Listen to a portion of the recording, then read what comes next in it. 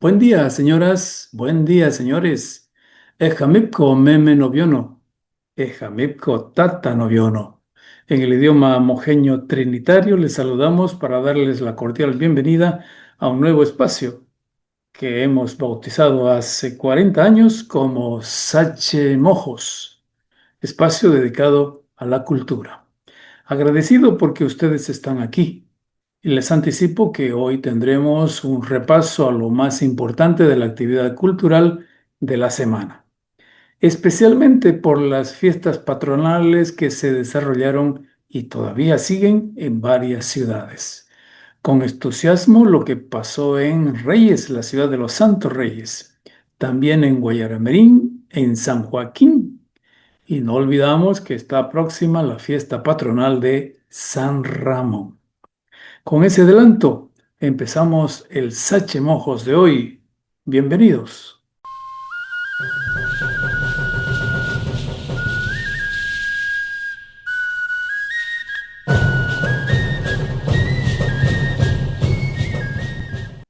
Las tradiciones de Reyes. Por 3 días, los reyesanos recordaron sus más ricas tradiciones. 3 días que fueron dominados por las costumbres, matizados por el blanco y el rojo de su bandera regional. La ley indica que el día de la tradición se recuerda el segundo viernes de agosto, de cada agosto, viernes que se prolongó en este caso hasta el domingo. Los habitantes de la capital de la provincia, José Vallivian, bailaron, comieron, admiraron y admiraron las costumbres de su pueblo. Hubo concurso de ordeña de vaca, también la molienda de arroz en Tacú, la molienda de caña en el Trapiche, y lo mismo hubo cabalgata y carrera de caballos, sin faltar el remate de ganado. Y claro, los alumnos, como ya es también costumbre, los alumnos de colegios y escuelas bailaron el típico folclor regional reyesano. Los niños se divirtieron jugando a las bolas, por ejemplo. En la ocasión, los comunarios de varias poblaciones mostraron su arte manual en diferentes modos, las famosas artesanías. Y claro, también muchos tomaron la ambrosía en la madrugada y chicha en tutuma para variar la rica comida reyesana. Comieron majadito, costilla de pacú frita, y es largo la numeración. Las tradiciones fueron otra vez motivo para compartir la cultura en el pueblo de Reyes. Felicidades a todos los reyesanos. Nosotros seguimos con más, espérenos que ya regresamos.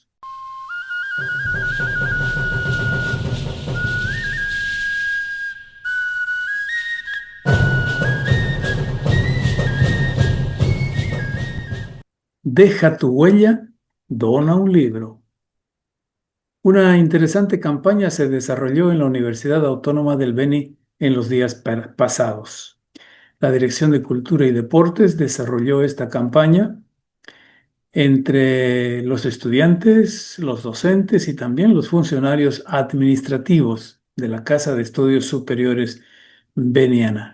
En 2 semanas, los voluntarios recogieron, escuche bien, los voluntarios recogieron 800 libros de diversos temas. Nos han dado la cifra redonda, parece, puede ser que sea 800 y un poco más. Y la primera acción fue la entrega de 200 textos al Instituto Politécnico de San Ignacio de Mojos. En realidad, el municipio, la ciudad de San Ignacio, fue la beneficiada primera con esta campaña.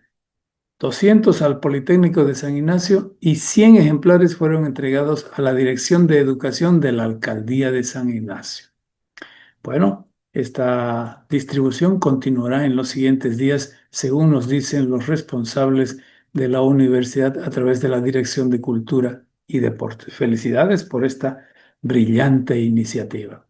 Sigamos en Sachemojos.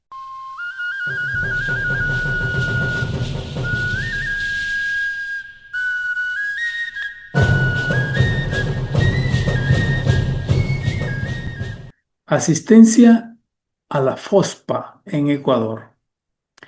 La actividad de las comunidades no se reduce al propio pueblo.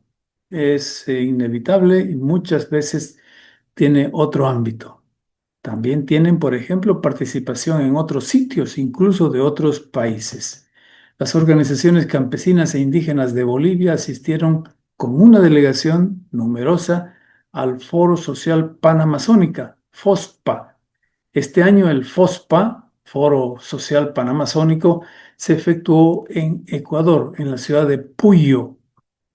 Fue del 16 al 21 de agosto, toda la semana.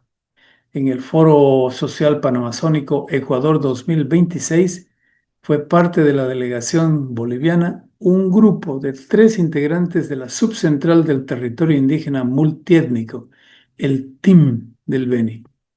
Los representantes de los pueblos Trinitario, Yuracaré, Ignaciano, Chimán y Movima estuvieron en la ciudad de Puyo, Ecuador. Los representantes del team fueron Belsa Muiva, que es presidente de la Subcentral de Mujeres Indígenas, Clara Rosel Ambló, secretaria de Tierra y Territorio, que es de la Subcentral de Cabildos Indigenales del team, y Luis Carlos Semo Mae, que es integrante periodista de la Escuela de Periodismo Indígena Mojos. Ellos fueron delegados al FOSPA de este año.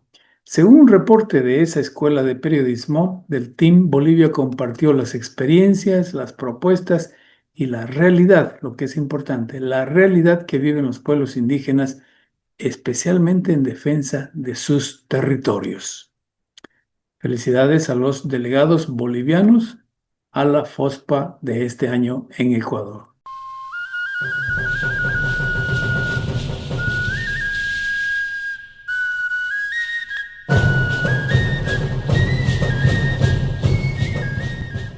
Día de la Integración. En la frontera también se vive la bolivianidad. En el puerto de Guayaramerín, este 19 de agosto, se sintió el Día de la Integración nuevamente. Desde hace como ya 30 años, si no estoy equivocado, cada 19 de agosto se realiza un desfile de danzas de todas partes del país. Por eso se llama Día de la Integración. Deberíamos añadirle de la Integración Nacional.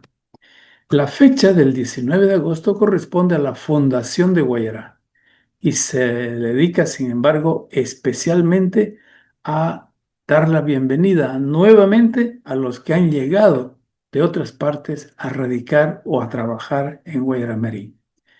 Se la dedica entonces a la integración nacional. El Honorable Consejo Municipal de Guayaramerín, encabezado por el licenciado Sixto Roberto Roca Yáñez.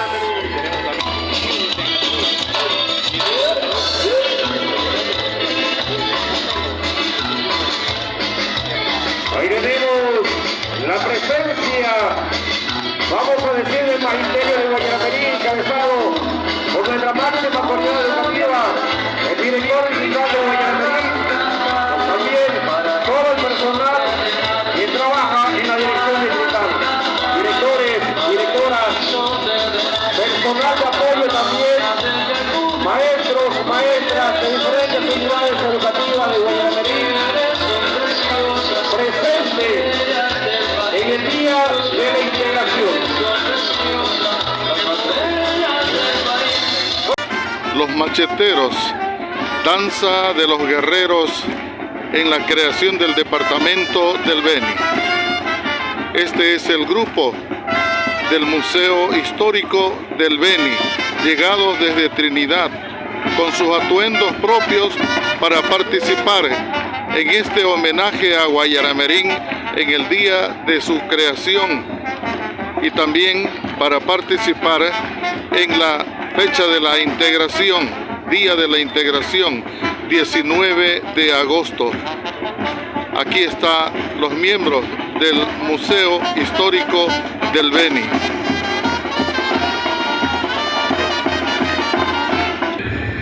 El pasado 19 de agosto, miércoles, con una agradable brisa proveniente del norte, con 29 grados centígrados de temperatura, se vivió la fiesta de la integración, la fundación de Guayaramerín en su 134 aniversario, luego de que esta ciudad fuera fundada por un ciudadano de origen cruceño, Manuel Áñez Paredes. En consecuencia, habían instalado varios stands, tanto de artesanías como de souvenirs de el municipio de Guayaramerín. Estas artesanías indudablemente nacen de la propia inspiración de esta región, como estos sombreros de hoja de motacú, pero en miniaturas. Y también se tienen las alegorías de otras culturas de la región mojeña. Estas máscaras típicas de las danzas de otras latitudes más allá de Guayaramerín. La propia naturaleza del jaguar y la representación de la feligresía católica en Guayaramerín. Esta es una agrupación de mujeres, la Asociación Femenina Unidas para Servir con el Corazón se puede ver mejor. También instalaron su stand en el que muestran las alegorías propias de esta región, como lo es el tipoy de las diferentes culturas, tanto de la Amazonía como de la Moxitania. Aquí está el Hasayé, que también es otra de las inspiraciones. La fibra del rojo, amarillo y verde motiva a grupos de jóvenes y de adultos precisamente con una canción dedicada a la integración nacional. El Día de la Integración en Guayaramerín se mantiene para dar, como dije, dar la bienvenida a todos los que llegan desde todas partes. La canción porteña dice, entre otras cosas, desde tierras muy lejanas, tus hijos volverán, porque en esta ocasión llegan especialmente los nacidos en Guayaramerín para esta celebración muy especial con motivo del 6 de agosto. Ayudados en este caso este año por el clima nublado, el homenaje volvió a realizarse con entusiasmo. Desde media tarde hasta entrada la noche, el desfile continuó. El gobierno municipal del pueblo de Guayará, la Dirección de Educación, la Unión Cívica Hijos de Guayaramerín, los colegios, las instituciones, invitados especiales, estuvo el Museo de Historia Regional, el Museo de Historia de Trinidad, estuvo también una delegación de Riberalta para compartir esa fiesta que es una verdadera conmemoración especial ahí en Guayaramerín. Felicidades a los guayaramirenses, a los porteños que viven allá en la frontera.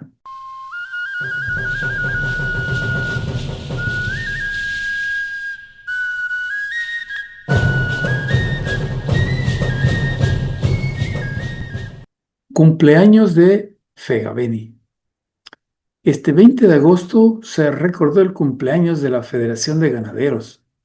Esta institución fue fundada en 1968, en el primer Congreso de los Ganaderos.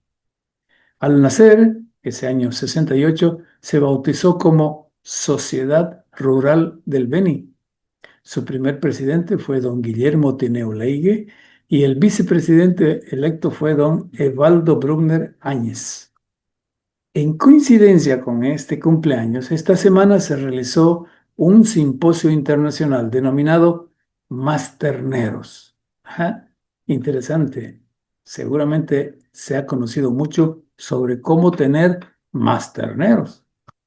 Este viernes, para celebrar, los ganaderos efectuaron una cabalgata por las calles de Trinidad para celebrar su cumpleaños. Y este sábado habrá un remate de ganado en la Feria Exposición, en la Fexpo Beni. Felicidades a los empresarios de la ganadería.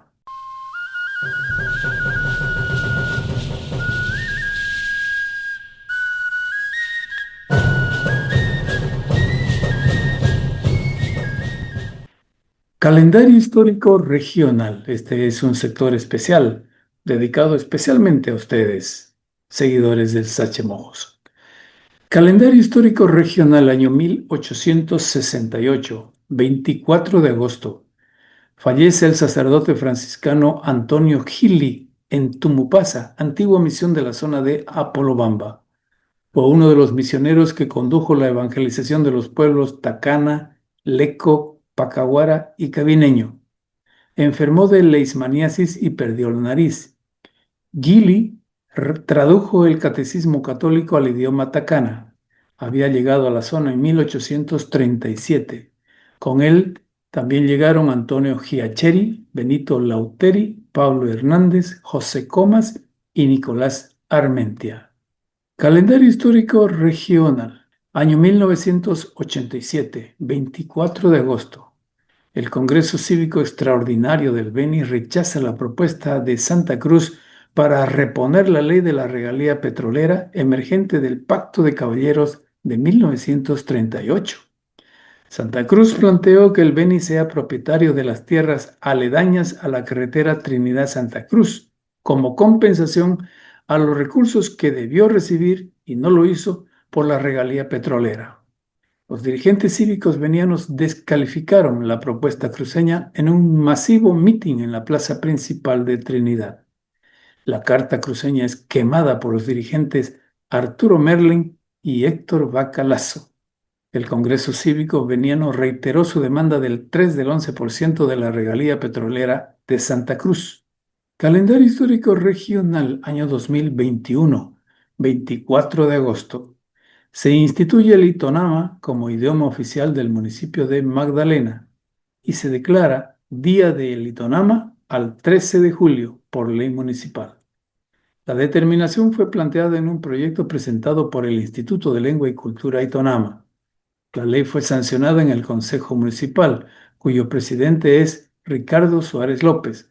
Fue promulgada por el alcalde Jorge Doni Chávez Suárez.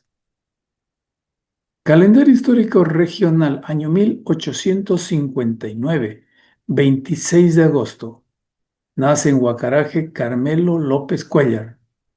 Siendo niño, sus padres se trasladaron a Concepción de Baures, donde creció y se convirtió en constructor de embarcaciones fluviales. Fue empresario transportista e impulsor del periodismo. Como político fue corregidor de Baures, subprefecto de la provincia de Itenes y prefecto del departamento del Beni. En su mandato de prefecto, las oficinas del gobierno departamental funcionaron en Baures, en un local al lado de la iglesia. Fue elegido senador por el Partido Liberal en 1911. Importó de Alemania una imprenta que bautizó como El Porvenir, con la que se editaron en Baures varios periódicos, entre ellos El Marconi. Calendario histórico regional, un sector especial porque va dirigido a los estudiantes, a los jóvenes, pero también a ustedes adultos.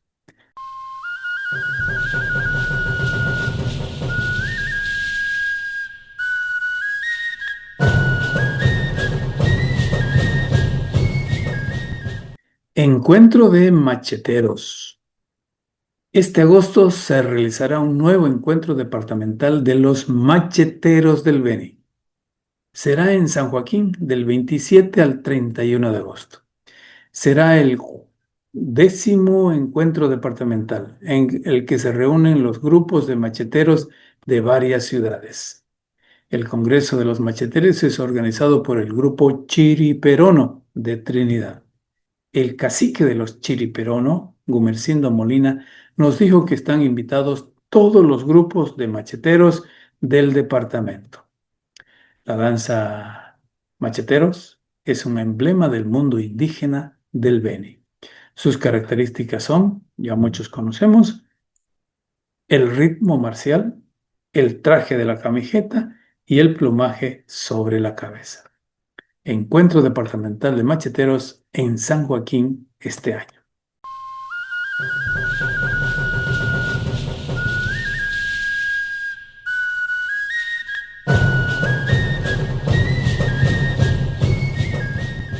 Tradiciones joaquinianas.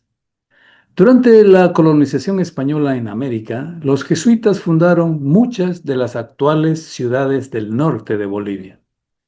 Las llamadas reducciones de indios fueron la manera en que los misioneros asentaron en un lugar a los diferentes grupos encontrados. Una de esas reducciones se encomendó al santo Joaquín. La fundación de San Joaquín se realizó el 21 de agosto de 1709, hace 317 años. Fue con indios Baure y Chapacuras los que habían aceptado la propuesta de los misioneros Pedro de Rada y Pedro Blanco.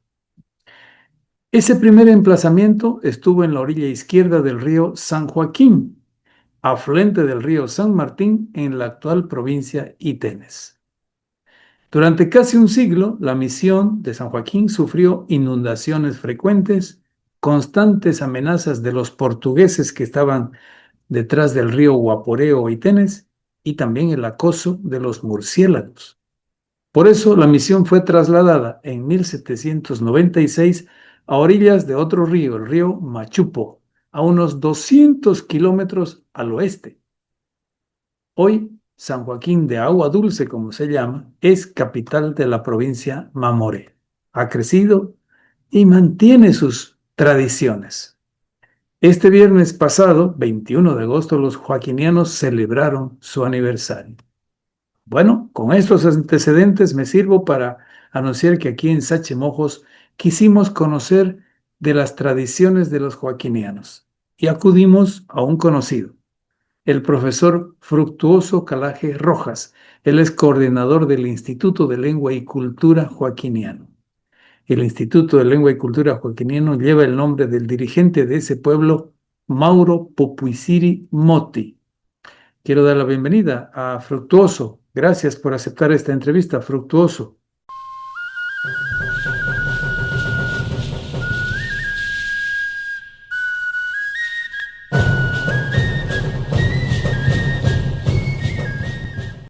Gracias, mi amigo, por esta cobertura. No, yo soy el agradecido también con usted por tomarnos en cuenta, ¿no?, para este tipo de actividades y dar a conocer, ¿no?, eh, todas nuestras tradiciones de cada uno de nuestros pueblos, ¿no?, nuestras costumbres, y creo que es de suma importancia estos espacios para que nos vamos conociendo y nos vayan conociendo más que todo, ¿no?, a nivel nacional e internacional. Yo soy el agradecido.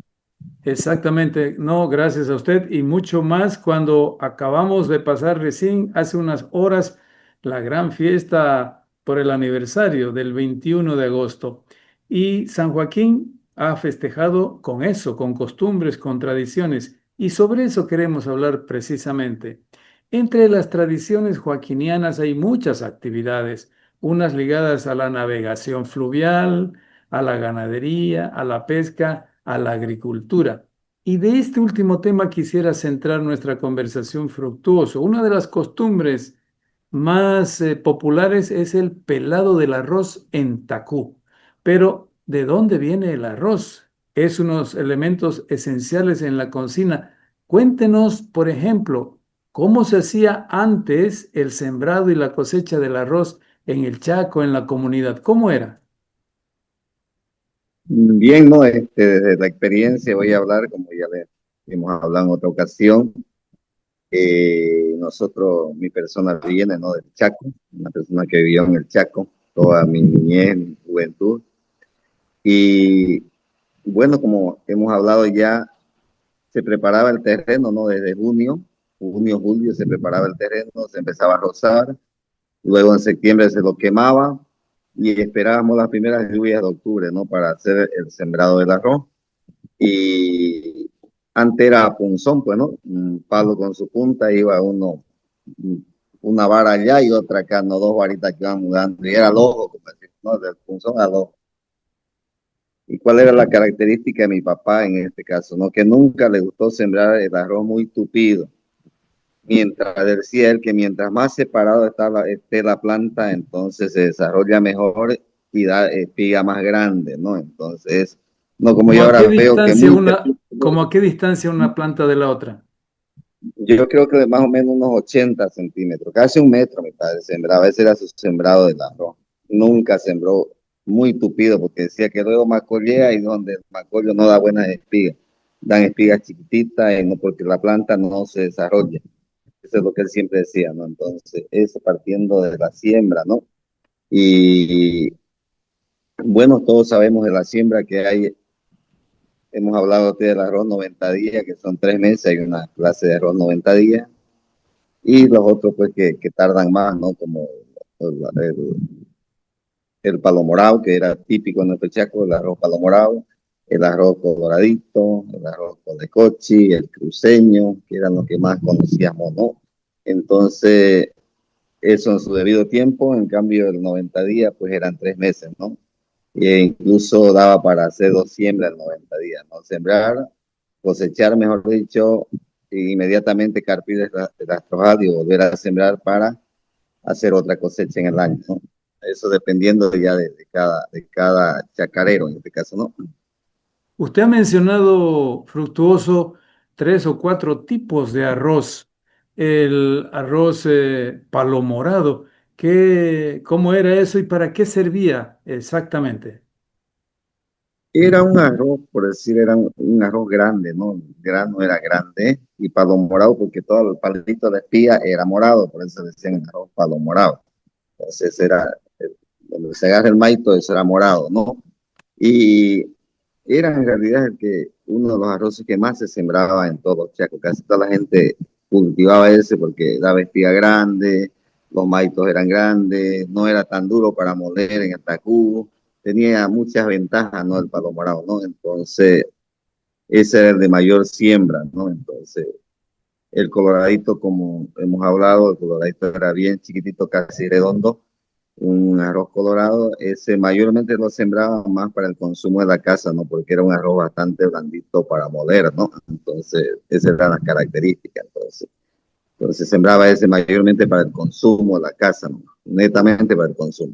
Palo morado era arroz bueno también, pero mayormente era para negocio, igual que el colecochi, ¿no? Es decir, el colecochi al menos, ¿no? Por lo que era un arroz bastante pesado, ¿no? Entonces, para eso se lo sembraba.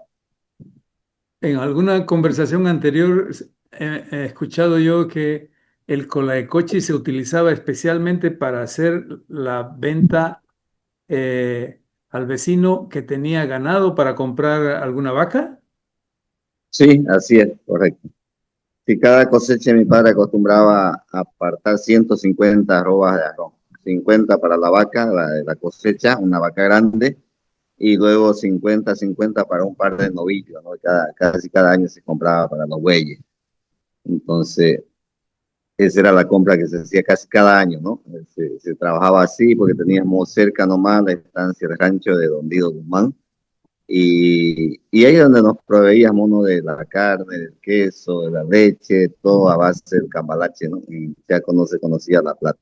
Entonces era la estancia donde uno se proveía y ellos también se proveían de los productos, ¿no?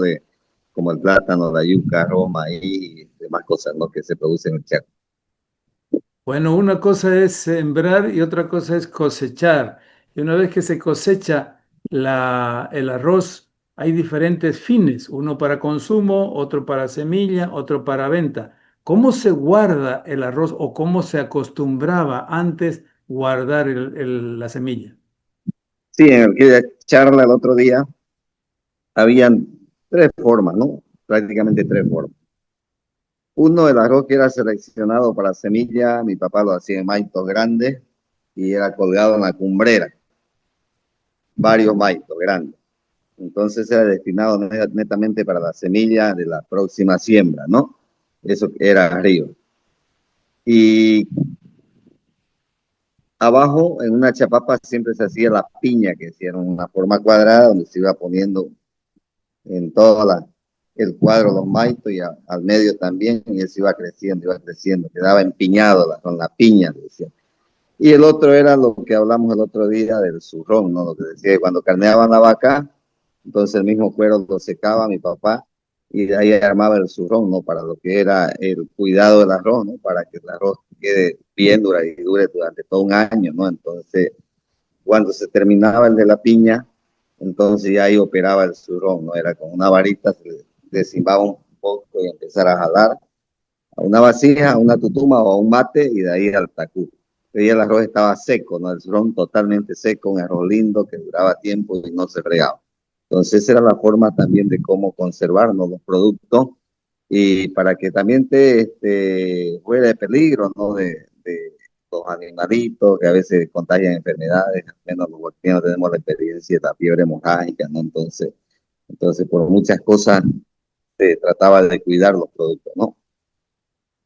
Usted ha mencionado una herramienta, un instrumento que sirve para guardar, que es el zurrón. Eso es a base del cuero del animal. ¿Cómo se prepara eso? ¿Qué forma tiene para los que no entendemos?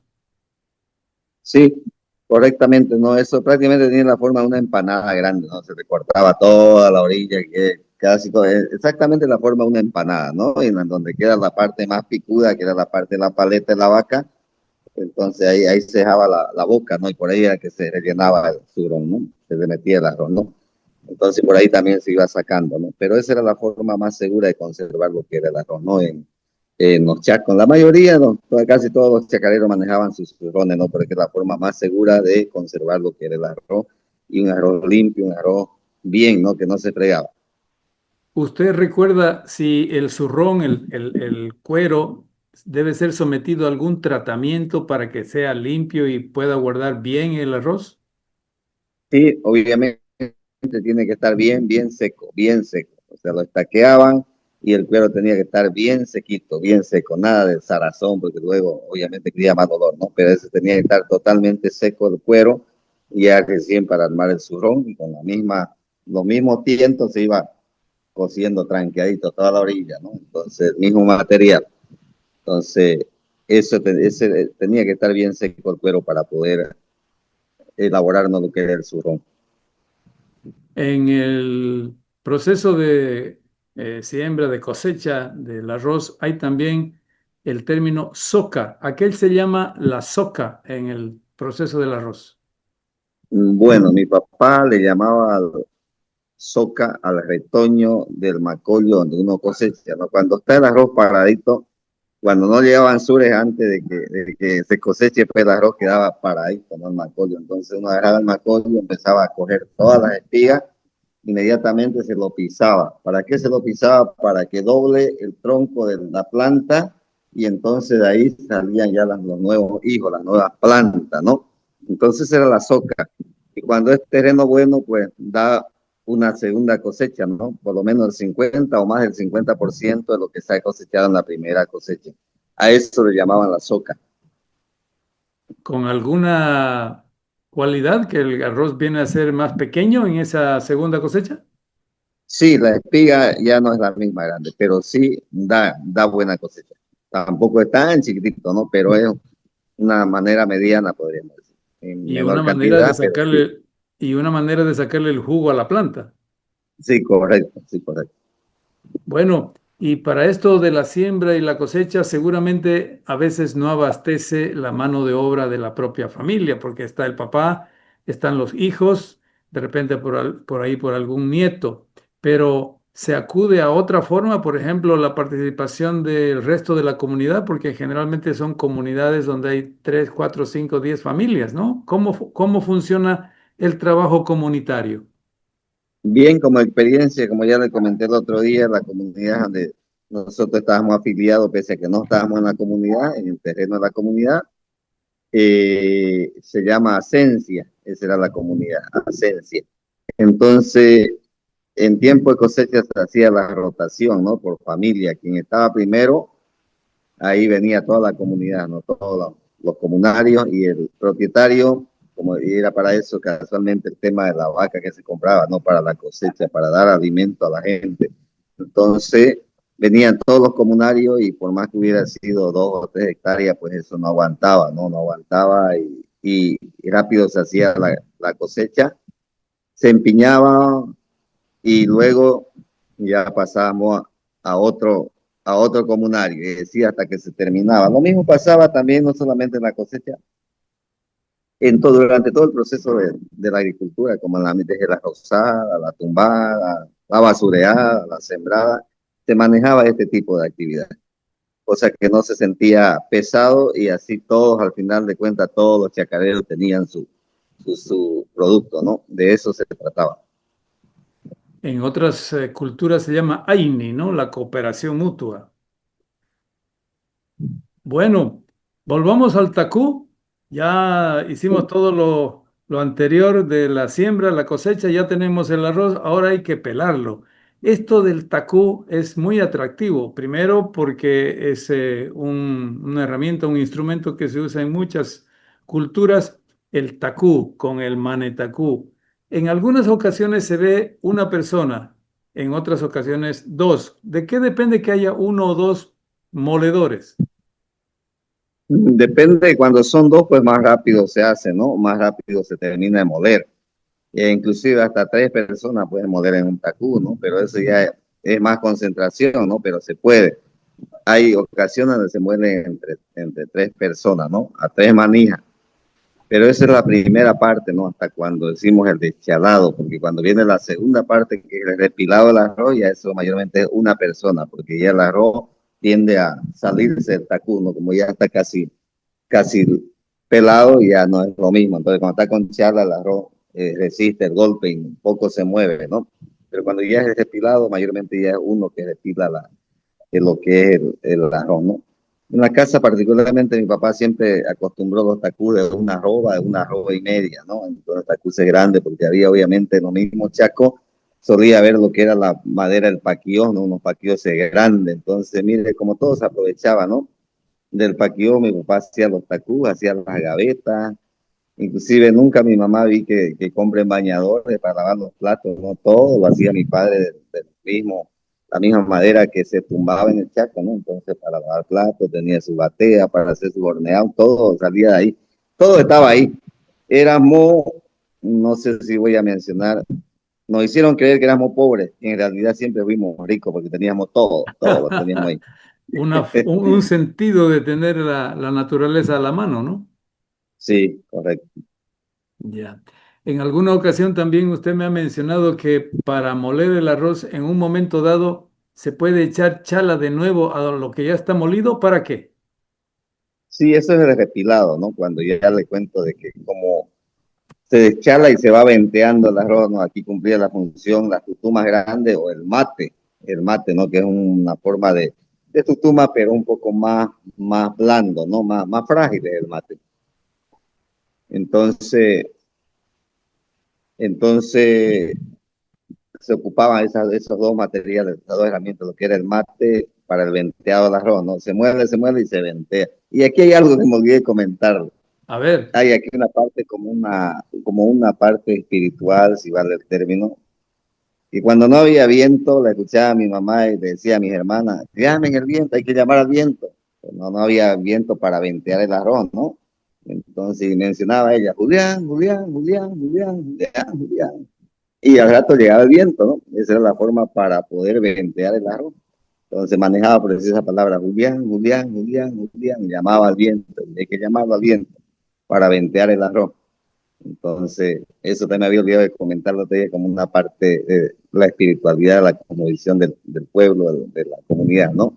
Entonces, aquí se ocupaba eso cuando ya el arroz ya está venteado, ya no tiene mucha chala, son unos granos que están por ahí, entonces el repilado. Y ahí era que acudía mi mamá, siempre guardaba cuando le decía yo el maíz, cosechaba el maíz seco y las chalas las guardaba, las ensartaba en un alambre y iban quedando ahí en la cocina. Para ese momento, llegaba el momento de repilado de arroz, le metía la chala ahí y ya molía el arroz y el arroz no regaba, no se salía.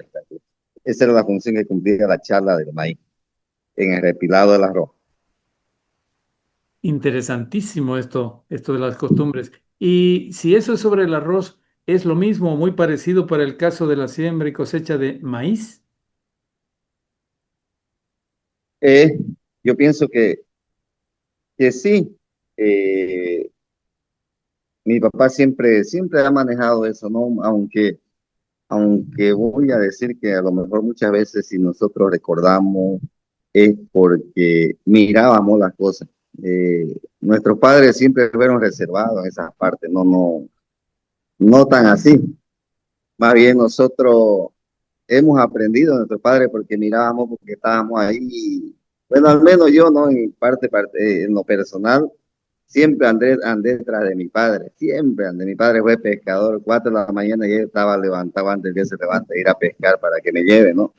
Y recuerdo un año todavía que perdí la escuela, preferí perder la escuela porque me gustaba ir a pescar con él. Entonces un año perdí de escuela por ir a pescar solamente. Y después ya cuando ya volví, ya mi compañero un curso más arriba ya me pesaba, pero ni modo, porque me gustaba en realidad. Andé con mi padre toda mi niñez, parte de mi juventud, donde él iba, yo iba siempre, ¿no? Entonces, eso siempre se ha manejado, ¿no? Hay espiritualidades, aunque no son a lo mejor tan notorios como en tierra alta o no le damos ese valor a lo mejor, pero existe en nuestras comunidades, en nuestros pueblos, todavía hay esas creencias, ¿no? Para todo caso, ¿no? Para pescar, para cazar, para la siembra, para la cosecha, en este caso decía para llamar el viento. Cuando no había sol, me recuerdo, mi mamá también, hay que llamar al sol. Agarra un machete, iba uno al machete, con el machete al patio, dibujaba una cara, el sol le ponía los rayos y llegaba el sol, al rato salía el sol. No eran cosas increíbles, pero ahí estaba, por eso digo, la constitución ahora le llama sabio a las personas y con justa razón, porque mi mamá era analfabeta, ¿no? Nunca entró a la escuela por el hecho que vivió en las comunidades, pero mi mamá tenía mucho conocimiento, ¿no? De lo cual nosotros aprendimos mucho de ella. Todas estas cositas, ¿no? Que al final de cuentas son detalles que ellos aprendieron de sus padres también. Cuando usted imitaba o recordaba la llamada al viento, dijo algo así como un nombre, como Julián, algo parecido es. Sí, Julián, esa es la palabra. Julián llamaba. Ese era el nombre, la palabra que ella mencionaba. Y cuando llamaba al sol, ¿qué palabra pronunciaba? No, mayormente nos hacía dibujar nomás el sol. Nos hacía dibujar. Vayan a dibujar. Llámenos al sol. ¿Cómo vamos a llamar? Dibújenlo ahí en la tierra, en el patio. Y ahí se lo Ah, en dibujamos. el suelo. Sí, en el suelo, con un machete hacíamos redondo, la cara, los ojos, la nariz, la boca y le poníamos los rayitos. Y ya con eso era suficiente para que el sol aparezca, ¿no? Y aparecía. Y aparecía. Eran cosas increíbles, ¿no? Pero que sí, se daba Despejaba las nubes. sí, despejaba las nubes y al rato llegaba el sol. Salía el sol, pelaba el sol. Estamos conversando aquí en Sachemojos con Fructuoso Calaje. Él es un nativo de San Joaquín de Agua Dulce, es un nombre bonito, y nos cuenta sobre las tradiciones y costumbres. Fructuoso, en la feria de hace una semana aproximadamente antes del aniversario, la feria del Día de la Tradición Joaquiniana, se mostraron varias cosas, incluso gastronomía, artesanía. Y en la gastronomía, en la última feria ofrecieron el revoleado. ¿Qué es el revoleado? ¿En qué consiste? Bien, en idioma se llama shepojo, shepojo. La abuela decía shepojo. Entonces, ese es el revoleado que decimos, lo típico de nuestro Chaco, nuestra gente, ¿no? En el Chaco nunca faltaba el chivé, ¿no? Para el consumo, pero siempre había chivé, siempre había chivé. Entonces, quien llegaba a la casa, mamá o papá, siempre decía, ya, traiga la tutuma, invítenos un revoleado al visitante, que era revoleado, era el chivé remojado con agua, ¿no? Era la tutuma con agua, batirlo, ese era el revoleado, que en idioma la abuela decía chepojo. Entonces, ese es el revoleado. Entonces, típico de cada lugar, ¿no? Cada casa, cada chaco, uno llegaba siempre. El huaquiniano se ha caracterizado por eso, por ser hospitalario, por compartir lo poco que hay con la persona, con los que llegan, con la gente, ¿no? Es una de las grandes características que existe y es bíblico, ¿no? Cuando uno comparte siempre sobra, pero cuando uno mezquina siempre va a faltar. Eso creo que es sagrado. Es una verdad. Otra atracción de la gastronomía regional allá en San Joaquín y sus comunidades vecinas es la ambrosía. ¿Qué es la ambrosía? ¿Cómo se hace? Mire que el año pasado yo tuve la oportunidad, nos invitaron ahí como soy parte del Ministerio de Música de la Iglesia Católica, soy el coordinador. Ya van a ser 25 años que estamos armando el ministerio. Y nos invitó un amigo, ¿no? Nos invitó aquí a una quinta cerca, un domingo para ir a tomar ambrosía. Y como le digo, unos llevaron bitter, otros llevaron café, otros llevaron el chocolate este que viene en frasco, el Nescau que decimos nosotros que viene, los chocoliques. Ajá. Y eso era echarlo al vaso y de poner ahí y el señor venía ordeñando, ¿no? Él llenaba el vaso, se espumeaba y eso uno tomaba aquí cosa más linda. Como le digo, esas tres cosas, unos con bitter, otros con café y otro con el Nescau, el chocolate que decimos, chocolate. Riquísimo. Aunque hay Eh, algunos que prefieren también con un poquito de aguardiente. sí, sí, correcto, es verdad, sí, sí, sí. Había un compañero que se llevó también para allá, para darle el gusto. Ahí, sí. Hay esa parte, ¿no? Gracias, Fructuoso. Volvamos brevemente para completar esto. En las tradiciones también se incluye, como decíamos, la gastronomía. Nómbreme así de pasada nomás los principales platos de comida que se acostumbran en San Joaquín. ¿Cuáles son? Mi querido hermano, cuando hablamos de gastronomía, yo soy una persona de los más críticos y a lo mejor muchos me critican por eso, porque yo he visto que nuestra gastronomía se ha quedado, o cómo le puedo explicar. Nosotros los Camba en particular, voy a generalizar, somos muy fácil de agarrarnos cosas ajenas. Somos muy facilitos para dejar lo nuestro por agarrar cosas ajenas, ¿no? Bueno, la patasca, que es lo común cada mañanita, el caldo de matanza, uno encuentra, es lo típico de las comunidades. Cuando invitan a uno a una comunidad, sabe que va a llegar a un rico caldo de matanza que ha bebido toda la noche o a una patasca, ¿no? Eso es lo típico. Y en el pueblo se encuentra en el desayuno eso, ¿no? La patasca o el caldo de matanza. Muchos hacen el mondongo también, el ají de panza, que es típico de acá. Pero dentro de las comunidades, por lo menos lo que recuerdo, siempre se hacía mucho lo que era el cheruje, ¿no? Que llamamos el cheruje. Airipiti se llama en idioma joaquiniano, airipiti, el cheruje. Combaiti, el picado de yuca.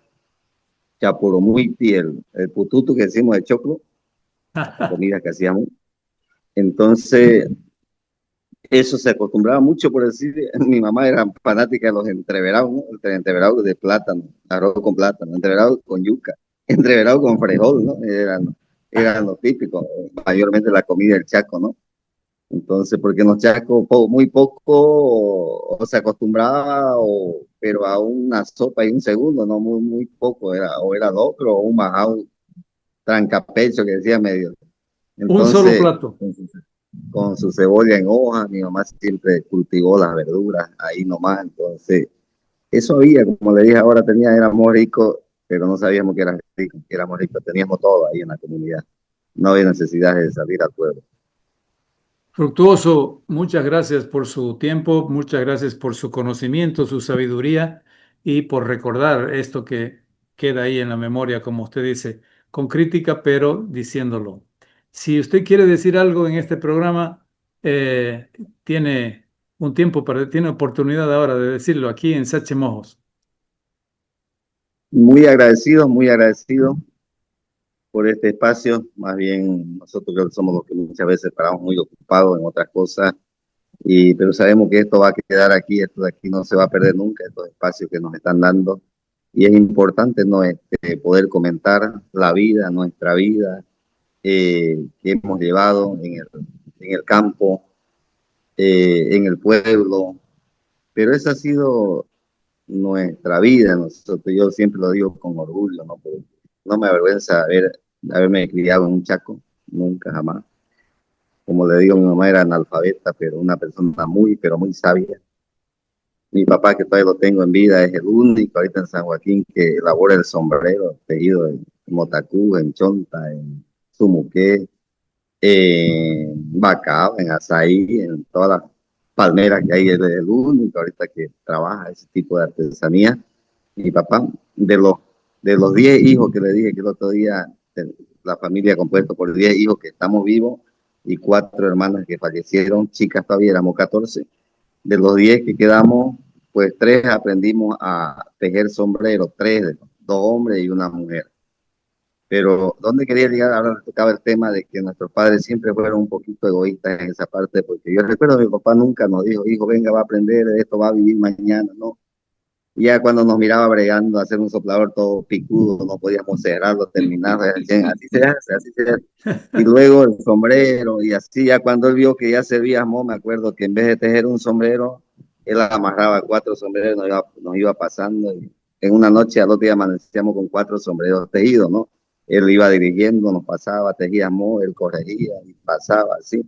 ¿Y eso servía para qué? Porque mucha gente un sombrero cortaba un jornal de trabajo, entonces con un sombrero pagábamos a un ayudante que venga al Chaco, no todo un día a trabajar. Entonces, eso, pero como digo, no había esa parte de mucho, la comunicación en nuestra familia era muy activo, si vale el término, en esa parte. Pero de todas maneras aprendimos mucho de nuestros padres, gracias a Dios todavía mi padre lo tengo con vida, orgullosamente es artesano, es el único artesano que queda en San Joaquín, tejiendo las artesanías de sombrero, ¿no? Yo tejo, pero yo más trabajo con madera, ¿no? Más me he dedicado al trabajo de artesanías con madera, pero También valioso. sí, sí. Muy bien, muchas gracias de nuevo, Fructuoso. No nos perdamos de vista uno y otro, porque esto vamos a seguir haciendo, recuperando eso que se llama precisamente esa transmisión de padre a hijo, de abuelo a nieto, tradiciones. Muchas gracias y nosotros seguimos, después de felicitar a los joaquinianos por su aniversario, aquí en Sachemojos. Muchas gracias, el agradecido soy yo y que estos conocimientos pues queden siempre para siempre ahí en esa plataforma tan ventajosa para nuestro pueblo. Y será hasta otra oportunidad, con mucho gusto vamos a estar para compartir cualquier otro tema que esté a nuestro alcance. Muchas gracias y también una bendecida noche.